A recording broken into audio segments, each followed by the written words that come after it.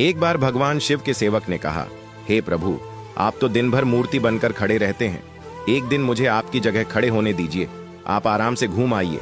शिव जी मुस्कुराए और बोले, ठीक है, लेकिन एक शर्त है। मंदिर में जो भी आए और जो कुछ भी कहे तुम्हें बस सुनना है, जवाब नहीं देना है। सेवक ने शर्त मान ली और भगवान ने सेवक को अपने जैसा मूर्ति का रूप देकर मंदिर में खड़ा कर दिया ताकि वह बिल्कुल भगवान जैसा दिखाई दे। सुबह सबसे पहले एक व्यापारी आया। उसने भगवान के सामने माथा टेका और जैसे ही बाहर निकला उसका बटुआ गिर गया। सेवक बहुत बेचैन हुआ। मन किया व्यापारी को आवाज देकर बटुआ लौटा दे, लेकिन भगवान की शर्त याद कर चुप रहा। कुछ देर बाद एक गरीब आदमी आया।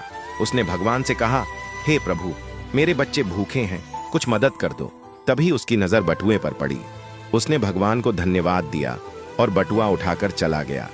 फिर एक नाविक आया और बोला, हे भगवान, मैं 15 दिन के समुद्री सफर पर जा रहा हूँ, कृपा करना।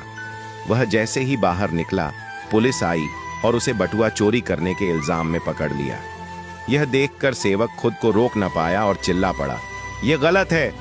बटुआ तो उस गरीब ने उठाया था, इसे छोड़ो और उस गरीब को पकड़ो। रात को भगवान लौटे तो सेवक ने गर्व से पूरा किस्सा सुनाया, लेकिन भगवान गंभीर हो गए और बोले, तुमने मेरी योजना में दखल दे दिया। वह व्यापारी बेईमान था, उसका बटुआ गिरना उसके कर्मों का फल था। गरीब को बटुआ इसलिए मिला ताकि वह अपने बच्चों का पेट भर सके। और जहां तक नाविक की बात है तो उसका जहाज तूफान में डूबने वाला था। पुलिस द्वारा पकड़े जाने से उसकी जान बच जाती, लेकिन तुम्हारे बोलने से अब गरीब जेल चला गया और सब गड़बड़ हो गया। फिर भगवान बोले, सेवक याद रखो, जो कुछ भी होता है उसमें मेरी योजना होती है। तुम्हारी नजर सिर्फ उस पल की सच्चाई देखती है, लेकिन मैं संपूर्ण समय और कर्मों को देखता हूं।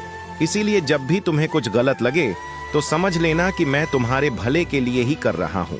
हर हाल में मुझ पर भरोसा रखो। निष्कर्ष, कभी कभी हमें जो चीज गलत लगती है वही असल में हमारे अच्छे के लिए होती है। भगवान की योजना हमेशा हमारी सोच से बड़ी और गहरी होती है। इसलिए हर हालात में भगवान पर भरोसा बनाए रखना चाहिए, क्योंकि जो भी होता है वह हमारे अच्छे के लिए ही होता है। बात से सहमत है तो यस जरूर लिखे और इसी तरह की कहानियों के लिए हमारे साथ जुड़े रहिए।